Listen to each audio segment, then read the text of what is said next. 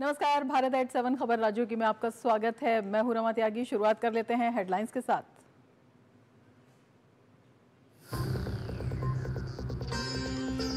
नई दिल्ली में भारत जर्मनी सहयोग की लिखी गई नई इबारत। आपराधिक मामलों में पारस्परिक कानूनी सहायता संधि, खुफिया जानकारी के आदान प्रदान संबंधी करार सहित कई अहम समझौते।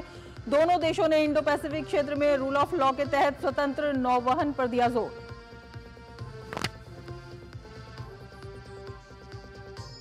भारत और जर्मनी के बीच दिल्ली में अंतर सरकारी परामर्श बैठक में प्रधानमंत्री नरेंद्र मोदी और जर्मन चांसलर ने द्विपक्षीय संबंधों में हुई प्रगति का लिया जायजा। पीएम ने वैश्विक तनाव और संघर्षों के बीच द्विपक्षीय साझेदारी को बताया अहम।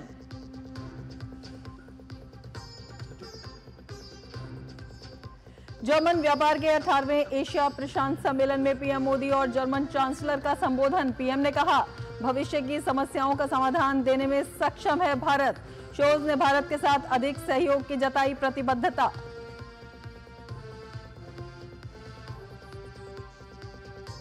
झारखंड में पहले चरण के नामांकन के आखिरी दिन कई दिग्गजों ने भरे पर्चे। झारखंड चुनाव के लिए बीजेपी के स्टार प्रचारकों की सूची जारी। पीएम मोदी समेत अन्य 39 नेताओं के नाम शामिल। महाराष्ट्र में देवेंद्र फडणवीस सहित कई दिग्गजों का नामांकन।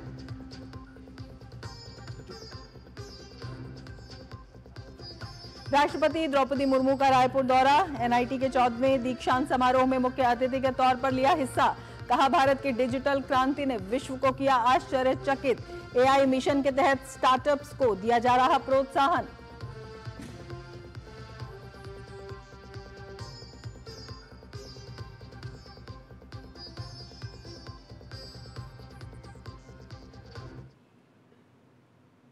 और अब समाचार विस्तार से। हिमाचल प्रदेश से शुरू हुआ अवैध मस्जिदों के खिलाफ आंदोलन की आंच अब उत्तराखंड के उत्तरकाशी पहुंच गई है। यहां कथित अवैध मस्जिद को हटाने के मुद्दे पर गुरुवार को हिंदू संगठनों द्वारा जनाक्रोश रैली निकाली गई, जिस पर पुलिस ने लाठीचार्ज किया तो विवाद काफी बढ़ गया। देवभूमि में मस्जिद विवाद, उत्तरकाशी में गरमाया मस्जिद विवाद। देवभूमि उत्तराखंड में हो रहा है डेमोग्राफी में बदलाव।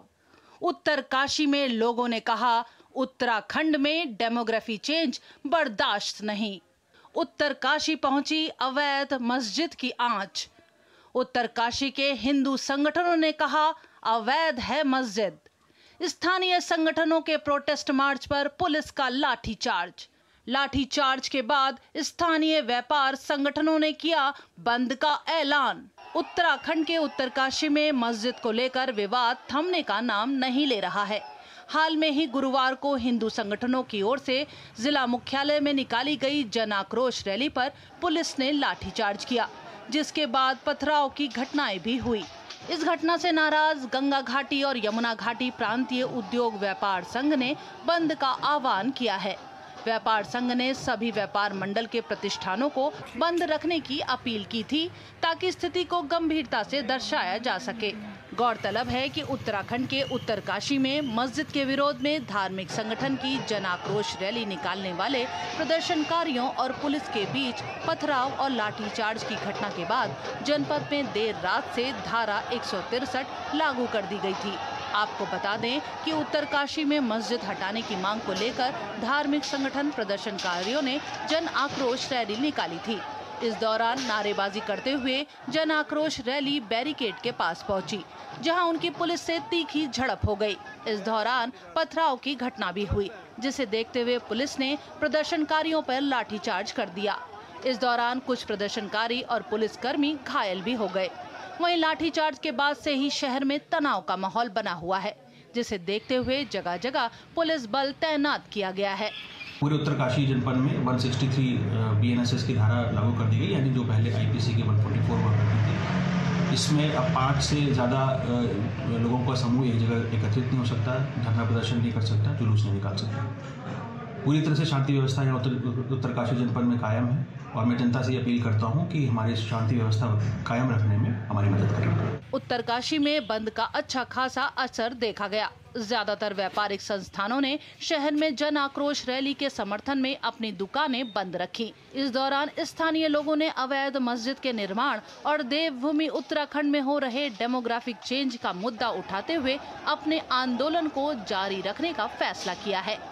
1,21,000 प्रॉपर्टी बोर्ड के पास है, जिसमें 1,12,000 प्रॉपर्टी के कागज नहीं है। एक तो ये मुद्दा क्या है, ये अवैध मस्जिद का शासन प्रशासन इसका ध्वस्तीकरण करे। और दूसरा मुद्दा क्या है कि उत्तरकाशी के अंदर बहुत बड़ी डेमोक्रेसी चेंज हो रही है कि हिंदू समाज जग चुका है। हम लोग गांव-गांव में जाकर ढोल बाजे के साथ हजारों लोगों के साथ दोबारा से इस उत्तरकाशी नगरी के अंदर फिर से हम लोग इससे भी ज्यादा से हजारों की संख्या में लोग यहाँ आएंगे। प्रशासन का दावा है कि गुरुवार के प्रोटेस्ट के बाद अब हालात सामान्य हैं। प्रशासन ने कानून व्यवस्था मेंटेन करने के साथ ही लोगों से अफवाहों पर ध्यान नहीं देने की अपील की है। Bureau report, DD news. उत्तर पश्चिम बंगाल की खाड़ी के ऊपर गंभीर चक्रवाती तूफान दाना के लैंडफॉल की प्रक्रिया ने रात 12:06 पर दस्तक दी। चक्रवात कई घंटों तक जारी रहा। चक्रवात का लैंडफॉल ओडिशा पश्चिम बंगाल के तटों पर हुआ, लेकिन केंद्र और ओडिशा सरकार की मुस्तैदी की वजह से किसी भी प्रकार की जानमाल की क्षति नहीं हुई। के तट पर चक्रवाती तूफान दाना कमजोर पड़ने लगा है। मौसम विभाग ने तूफान के जितने आक्रामक होने की उम्मीद लगाई थी, ये उतना आक्रामक नहीं रहा।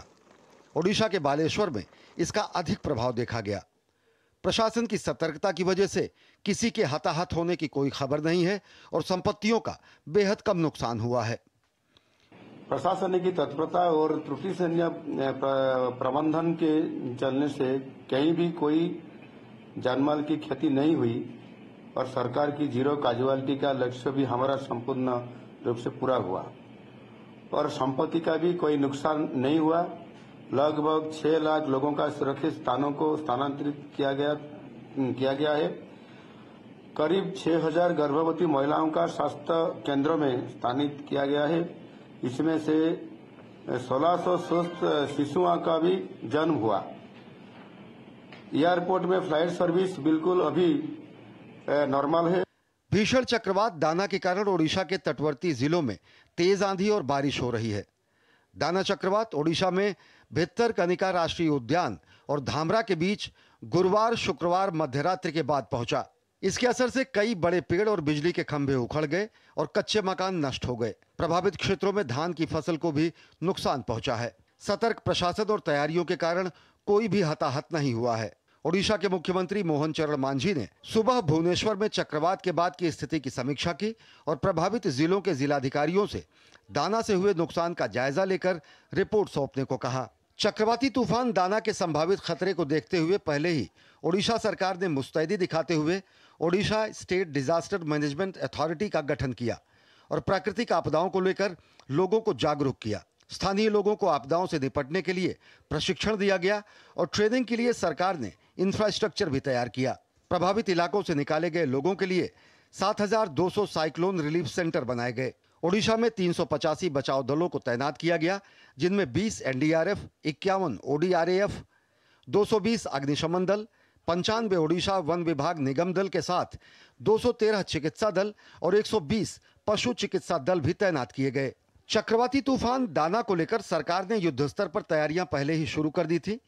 भारी बारिश और बाढ़ जैसी स्थिति से निपटने के लिए सरकार पूरी तरह तैयार थी। संभावित प्रभावों को कम करने के लिए पर्याप्त उपाय पहले ही कर लिए गए थे, जिसकी वजह से जनहानि नहीं हुई। आइए आपको बताते हैं कि किस तरह से दाना चक्रवात से निपटने की तैयारियां की गईं। चक्रवात की गतिविधि पर सैटेलाइट से निगरानी रखी गई। इसरो की सैटेलाइट से डेटा जुटाया गया। इसरो के कई सैटेलाइट पर लगे आधुनिक उपकरणों से नवीनतम डेटा एकत्र किया गया। इसरो के सैटेलाइट बंगाल की खाड़ी के ऊपर बन रहे चक्रवाती तूफान दाना पर नजर बनाए रखे। पूर्वानुमानों और चेतावनियों के लिए दाना का सैटेलाइट वीडियो भी जारी किया गया। इनसेट 3DR लगातार चक्रवात पर नजर बनाए रखा। वार्निंग सिग्नल के जरिए समुद्र में जहाजों को सतर्क किया गया।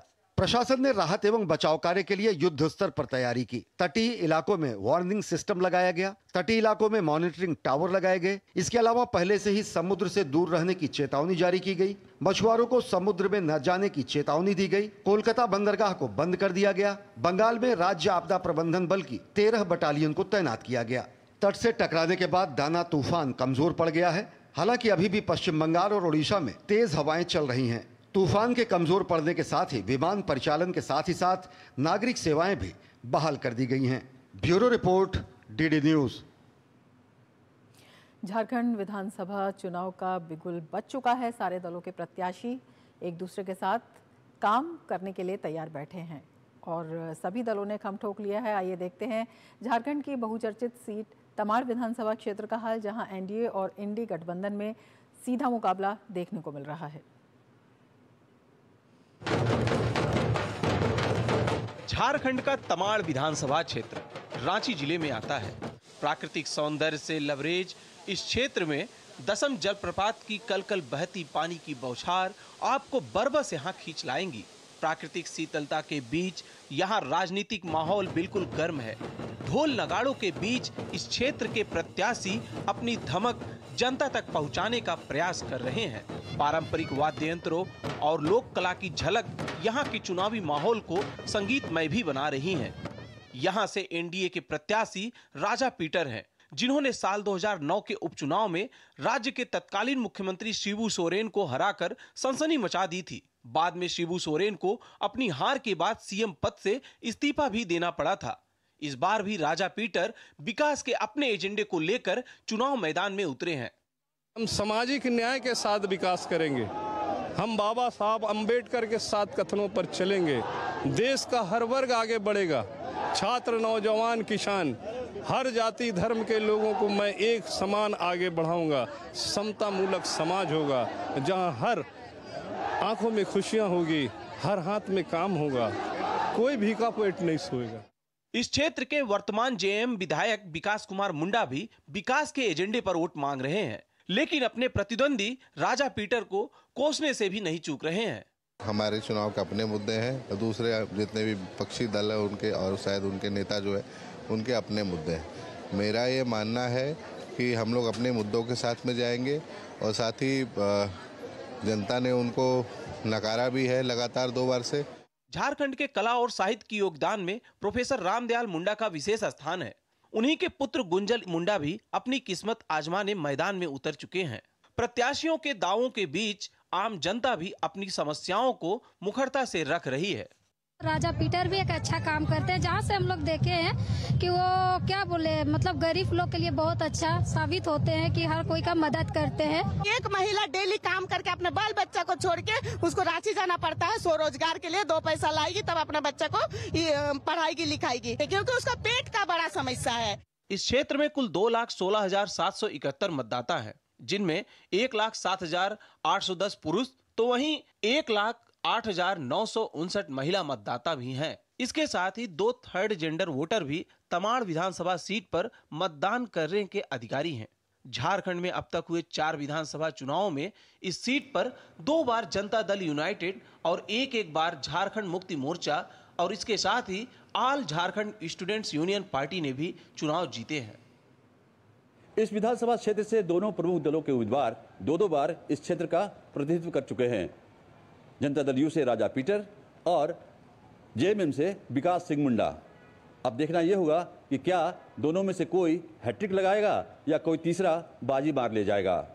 कैमरामैन शिवजी और सहयोगी ज्योत्सना के साथ कुमार आलोक, डीडी न्यूज, तमाड़। आगे बढ़ेंगे लेकिन उससे पहले लेते हैं एक ब्रेक। आप देखते रहिए डीडी न्यूज।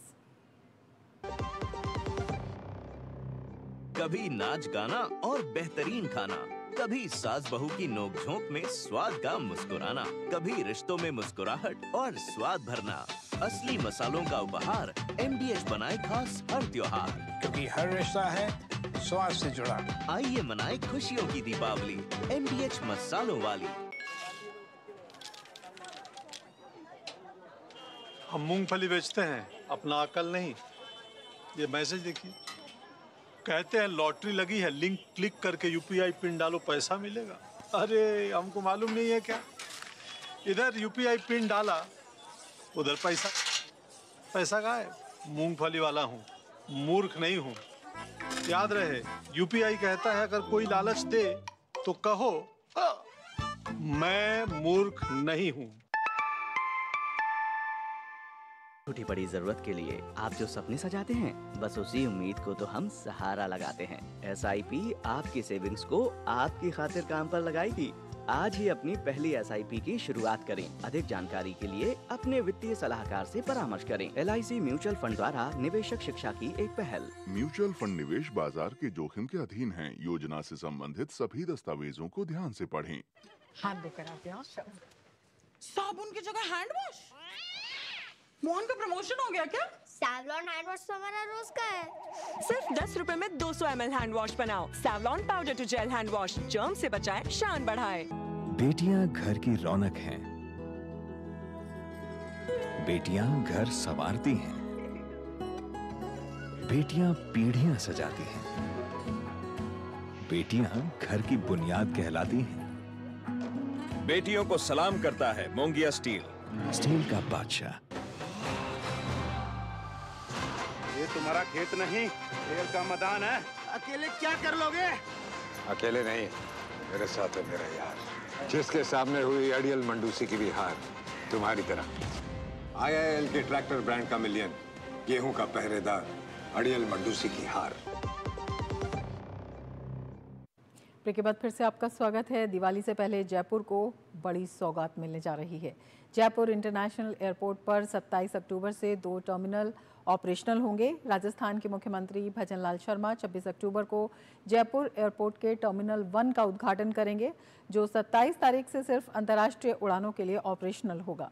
मौजूदा वक्त में काम आ रहा टर्मिनल 2 फिलहाल घरेलू और अंतर्राष्ट्रीय दोनों तरह की उड़ानों को केटर कर रहा है। एक अरसे बाद जयपुर एयरपोर्ट का टर्मिनल 1 आम यात्रियों के लिए खुलने जा रहा है। 26 अक्टूबर को मुख्यमंत्री भजनलाल शर्मा इसे शुरू करने वाले हैं।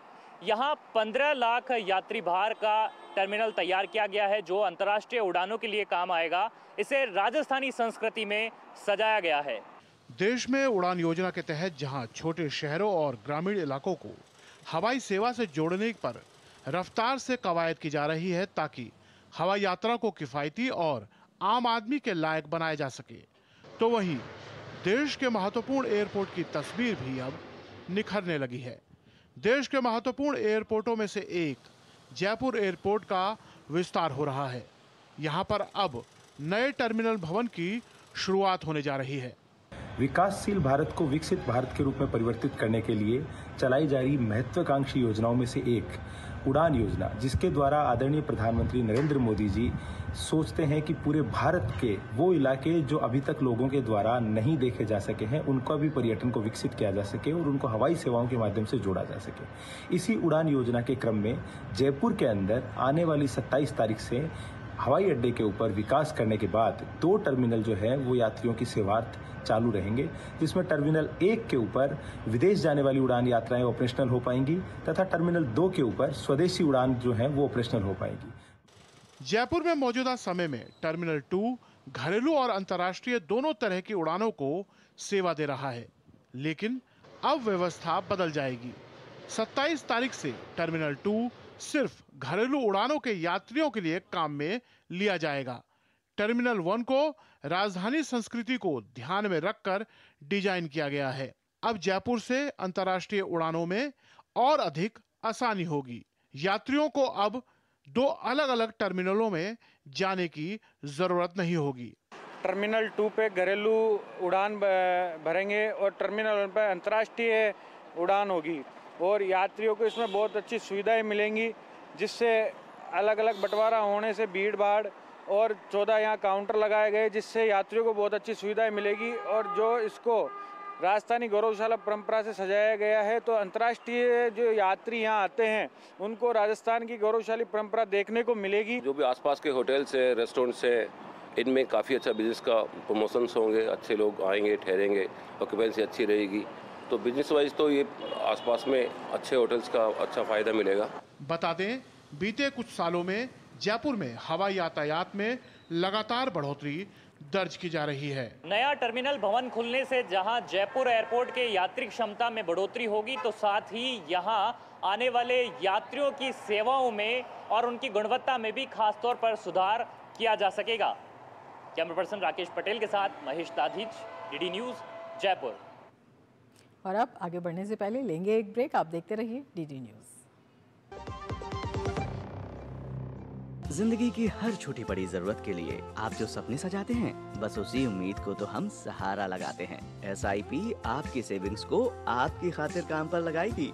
आज ही अपनी पहली SIP की शुरुआत करें। अधिक जानकारी के लिए अपने वित्तीय सलाहकार से परामर्श करें। LIC म्यूचुअल फंड द्वारा निवेशक शिक्षा की एक पहल। म्यूचुअल फंड निवेश बाजार के जोखिम के अधीन हैं। योजना से संबंधित सभी दस्तावेजों को ध्यान से पढ़ें। बेटियां घर की रौनक हैं। बेटियां घर संवारती हैं। बेटियां पीढ़ियां सजाती हैं। बेटियां घर की बुनियाद कहलाती हैं।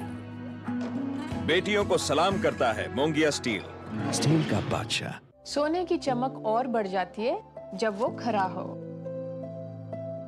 अब आप कहेंगे कि ये सोना खरा है, ये मैं कैसे जानती हूँ? मैं क्या जौहरी हूँ? जी नहीं, लेकिन BIS ने इसे बहुत आसान बना दिया है। गोल्ड ज्वेलरी पर 6 अंकों वाले HUID कोड के साथ हॉल मार्किंग मैंडेटरी कर दी है। हॉल मार्क देखकर ही गोल्ड ज्वेलरी खरीदें। और हाँ, हॉलमार्क ज्वेलरी की ऑथेंटिसिटी चेक करने के लिए BIS आपके लिए लाया है BIS केयर ऐप। इसे अपने फोन में डाउनलोड कर लीजिए। जब भी गोल्ड ज्वेलरी खरीदें, BIS केयर ऐप से हॉलमार्क्ड गोल्ड ज्वेलरी की ऑथेंटिसिटी चेक करें। BIS है विश्वास का प्रतीक। BIS inspiring quality. बात जब पीढ़ियों के लिए बनने वाले घर की हो तो जिम्मेदारी बड़ी हो जाती है। गैलेंट समझता है ये जिम्मेदारी। अब MM रिब्स के साथ गैलेंट एडवांस TMT रीबार निर्माण का रियल हीरो। गोल्डी मसाले के 100 ग्राम के स्पेशल पैक्स में फ्रेशनेस लॉक है। ऐसे गोल्डी मसाले जहां जाएं रिश्ते बनाएं। ब्रेक के बाद फिर से आपका स्वागत है। आगे बढ़ते हैं। आस्था के महापर्व छठ की तैयारी पूरे राज्य में जोर शोर से चल रही है। इस बार बिहार में भयंकर बाढ़ के कारण कई छठ घाट खराब हो गए हैं। ऐसे में बिहार सरकार इन घाटों के मरम्मत का काम तेजी से कर रही है। इसके साथ ही स्वच्छता और सुरक्षा के पूरे इंतजाम भी किए जा रहे हैं। बिहार से देखिए ये खास रिपोर्ट। लोक आस्था का महापर्व छठ। छठ पर्व की तैयारियों के लिए बिहार सरकार ने खोला खजाना। छठ घाटों पर दुरुस्त होगी व्यवस्था। प्रदेश भर के नगर निकायों को 25 करोड़ रुपए की स्वीकृति। सभी घाटों पर छठ व्रतियों को नहीं होगी कोई असुविधा। आस्था के महापर्व छठ की तैयारी पूरे बिहार में शुरू हो गई है। व्रतियों के सेवा में कोई कमी न रह जाए, इसे लेकर के जिला प्रशासन और बिहार सरकार भी पूरी तैयारी कर रही है। इस बार बाढ़ के कारण कई घाट जो थे वो क्षतिग्रस्त हो गए थे।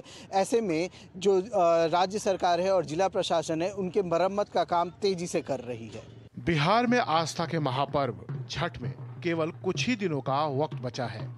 ऐसे में पूरे राज्य में इसकी तैयारियां शुरू हो गई हैं। इस साल भयंकर बाढ़ के कारण कई छठ घाट पूरी तरह से बर्बाद हो गए हैं। अधिकांश घाटों पर वाटर लेवल अधिक है और पक्के घाटों को छोड़कर लगभग सभी कच्चे घाटों पर दलदल की स्थिति बनी हुई है। हालांकि जिला प्रशासन के जरिए युद्ध स्तर पर घाटों को ठीक करने का काम किया जा रहा है। केवल राजधानी पटना में 500 से ज्यादा घाट हैं जहां छठ पूजा होनी है। ऐसे में इन पर सुरक्षा के पुख्ता इंतजाम किए जा रहे हैं। बड़े घाटों पर हम लोग शेड निर्माण भी करते हैं और सभी घाटों पर हम लोग का नियंत्रण कक्ष भी रहता है और वहाँ पुलिस पदाधिकारी और मजिस्ट्रेट और पुलिस बल सब लोग रात में रहते हैं। नगर निगम की भी टीम रहती है। छठ व्रतियों को पूजा के दौरान कोई असुविधा न हो, इसके लिए प्रदेश भर के नगर निकायों को विभाग की ओर से 25 करोड़ रुपए की स्वीकृति दी गई है। इस राशि की मदद से सभी घाटों पर बैरिकेडिंग, शौचालय, changing room, street light, watch tower समेत छठ व्रतियों के लिए अन्य सुविधाओं वाले काम किए जाएंगे। पूरा प्रयत्न है प्रशासन का कि हमारे छठ व्रतियों को किसी भी प्रकार की दिक्कत नहीं हो और सभी तरीके की तैयारियां उसके पूर्व भी करा ली जाएंगी। जो भी हमारे संवेदनशील घाट होंगे वहां पर SDRF की बोर्ड की प्रतिनियुक्ति रहेगी। इसके अलावा आपदा मित्र एवं इनके अतिरिक्त जो भी हमारे प्रशिक्षित गोताखोर उनको प्रतिनियुक्ति किया जाएगा। लाल झंडा एवं बैरिकेडिंग भी वहां पर लगाया जाएगा। पूरे राज्य में छठ पर किसी तरह की कोई कमी नहीं रह जाए, इसकी पूरी तैयारी की जा रही है। बिजली विभाग ने भी महापर्व को लेकर विशेष तैयारी की है। इसके अलावा अस्पताल में आपातकालीन स्थिति से निपटने के लिए कुछ बेड को भी पहले से ही रिजर्व रखा जा रहा है। राज्य सरकार ने पहले ही आदेश दे रखा है कि जितने जिला प्रशासन है वे सब छठ घाटों के आसपास सुरक्षा के पुख्ता इंतजाम करें। इसके साथ ही व्रतियों के लिए चेंजिंग रूम की भी व्यवस्था करें। इसके अलावा जितने छठ घाट हैं उस पर एनडीआरएफ और एसडीआरएफ की टीम भी तैनात की जाएगी। डीडी न्यूज़ के लिए पटना से मधुरेश नारायण। हिमाचल में बिजली बोर्ड के कर्मचारियों ने सरकार के खिलाफ मोर्चा खोल दिया है। कर्मचारियों ने सरकार को 28 अक्टूबर तक का अल्टीमेटम दिया है और कहा है कि अगर सरकार ने उनकी मांगें नहीं मानी तो प्रदेश भर में बिजली बंद करके कर्मचारी ब्लैकआउट करने से भी पीछे नहीं हटेंगे। तो जाते जाते आपको छोड़ जाते हैं हिमाचल प्रदेश की इस रिपोर्ट के साथ। आप देखिए ये रिपोर्ट। हमें दीजिए इजाजत। नमस्कार। देवभूमि हिमाचल प्रदेश आने वाले दिनों में ब्लैकआउट का शिकार हो सकती है। प्रदेश भर में जल्दी ही अंधेरा छा सकता है क्योंकि प्रदेश बिजली बोर्ड के कर्मचारियों ने सरकार के खिलाफ मोर्चा खोल दिया है। कर्मचारियों ने सरकार को चेतावनी दी है कि अगर सरकार ने उनकी मांग नहीं मानी तो 28 अक्टूबर को बड़ा विरोध प्रदर्शन होगा और फिर बिजली कर्मचारी प्रदेश भर में ब्लैकआउट कर देंगे। हिमाचल सरकार ने बिजली बोर्ड के 51 पद हाल ही में खत्म करने का फैसला लिया है। आउटसोर्स पर लगे 81 चालकों की सेवाएं भी समाप्त करने के निर्देश जारी किए गए हैं। सरकार का तर्क है कि बोर्ड को घाटे से उबारने के लिए कड़े फैसले लिए जा रहे हैं। राजेश धर्माणी ने कहा है कि ओपीएस सुनने में अच्छा लगता है लेकिन संसाधन जुटाने में अभी वक्त लगेगा। यानी सरकार ओपीएस के अपने खुद के वादे को पूरा करने के लिए ही अब कर्मचारियों के पद खत्म करने के रास्ते अपना रही है और खुद ये मान भी रही है। यही कहा कि आप इसका पूरा एक प्रपोजल दें कि कितना इम्पैक्ट इसके ऊपर पड़ेगा, लेकिन साथ में ये भी दें कि आपने रिसोर्सेज कहाँ से मोबिलाइज करने, क्योंकि ओपीएस देने का डिसीजन अच्छा लगता है देने का, लेकिन रिसोर्सेज भी चाहिए। तो बैक एंड पे हमें अपने रिसोर्सेज भी बढ़ाने पड़ेंगे। इधर कर्मचारियों ने साफ कर दिया है कि अगर सरकार पदों को खत्म करने के फैसले को वापस नहीं लेती और ओपीएस को बिजली बोर्ड में लागू नहीं करती तो कर्मचारी इसे लेकर सरकार की खिलाफत करेंगे। कांग्रेस ने अपने चुनावी घोषणा पत्र में प्रदेश में ओपीएस को पूरी तरह से लागू करने का ऐलान किया था। सत्ता में आने के बाद बिजली बोर्ड में अब तक ओपीएस को पूरी तरह से लागू नहीं किया गया है। कर्मचारियों का आरोप है कि सरकार बिजली बोर्ड को ही खत्म करने की साजिश रच रही है। कर्मचारियों के मुताबिक बिजली बोर्ड का पूरी तरह निजीकरण करने की तैयारी की जा रही है। कर्मचारियों ने चेतावनी दी है कि 28 अक्टूबर को इसे लेकर प्रदेश भर में प्रदर्शन होंगे और अगर फिर भी सरकार नहीं मानी तो आने वाले दिनों में कर्मचारियों को ब्लैकआउट करने पर मजबूर होना पड़ेगा। सही भाषा में बिजली बोर्ड को 3 भागों में बांटने की तैयारी की जा रही है, जिससे कर्मचारियों में भारी क्रोश आया। और कल और आज जो आपने देख रहे हैं मीटिंग में जो कर्मचारी हैं किस तरह का उनका आक्रोश था। तो ये जो अनबंडलिंग है, अनबंडलिंग से सारी चीजें अगर अनबंडलिंग होगी बिजली बोर्ड को अगर ट्राइफिकेट हो गया तब तो ये आउटसोर्स क्या, तब तो रेगुलर कर्मचारी क्या, ढांचा क्या, तब तो सारा तहस हो गया। कर्मचारियों के जॉइंट फ्रंट का कहना है कि सरकार द्वारा बिजली बोर्ड की स्थिति को ठीक करने के लिए बनाई गई कैबिनेट सब कमेटी बिजली बोर्ड को 3 हिस्सों में ट्रांसमिशन, जनरेशन और डिस्ट्रीब्यूशन में बांटकर इसका निजीकरण करना चाहती है, लेकिन कर्मचारी ये बिल्कुल भी बर्दाश्त नहीं करेंगे। धर्म प्रकाश, डीडी न्यूज, शिमला।